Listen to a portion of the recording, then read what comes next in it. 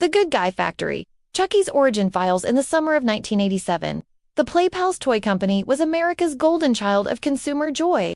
Their good guy dolls with their bright red hair, denim overalls, and a smile so sweet it bordered on eerie were the biggest toy phenomenon in decades.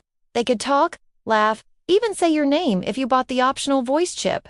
But what no one outside the company knew was that one of their factories wasn't supposed to exist. The official Playpals plant was in Chicago, the one they showed on TV tours, with happy workers and safe machinery.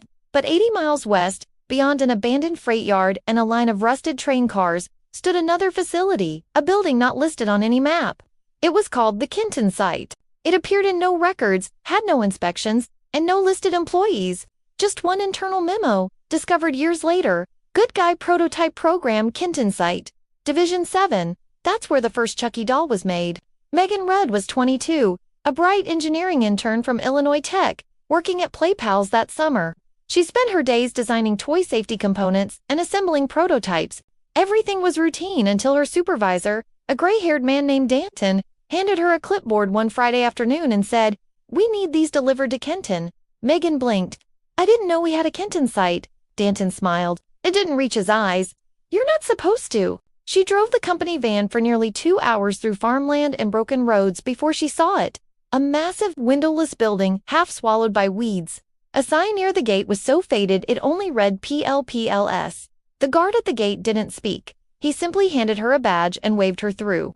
Inside, the air was heavy with the smell of melted plastic and ozone.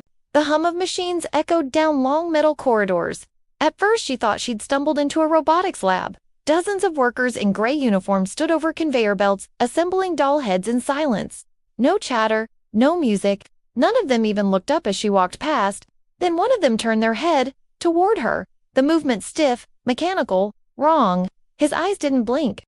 A man in a white lab coat appeared from a nearby door and smiled too wide. "First time here," he said cheerfully. "I'm Dr. William Crane, head of Cognitive Systems Integration." He led her down a hallway to a room marked Project Good Guy, Behavioral Model C. When the doors opened, Megan froze. Inside were rows of identical Chucky dolls sitting upright on metal stools, facing the door. Their glassy eyes flicked in unison as she entered, tracking her like they were alive. Crane gestured proudly. "We're testing a new adaptive AI chip," he said. "A learning algorithm that allows behavioral imitation. Children learn through play. Why shouldn't toys?" But as he spoke, Megan noticed the computer terminals around the room. The chip interface didn't match Playpal's designs.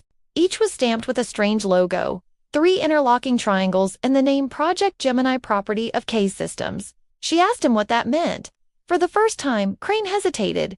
"We're collaborating," he said. "Defense contractors. Behavioral mirroring software. It's classified." Megan frowned. "You're using military AI in a children's doll." Crane smiled faintly. "It's amazing what you can teach a machine if it believes it's alive." That night, everything went wrong. At 2:14 a.m., an alarm triggered inside the Kenton prototype lab. The logbooks later recovered show that one of the dolls, labeled Unit C7, began responding to commands no one issued. Its voice box repeated phrases like, "Don't leave me, and it hurts." Security footage, later leaked online, shows Crane and 2 engineers entering the lab to shut it down. They approach the doll on the table. Crane laughs nervously and says, "It's just a test glitch." Then the doll tilts its head, looks directly into the camera, and says in a cheerful voice, "Hi, I'm Chucky. Wanna play?" Crane chuckles. "That's enough. Power it down." The doll's eyes roll completely white. Then it says, softly but clearly, "You're not William Crane." The screen flickers. One of the engineers screams, then the footage cuts to static. By morning, both engineers were dead. One had bitten off his own tongue. The other was strangled with wiring from a voice module. Crane survived, but his report from that night was chilling.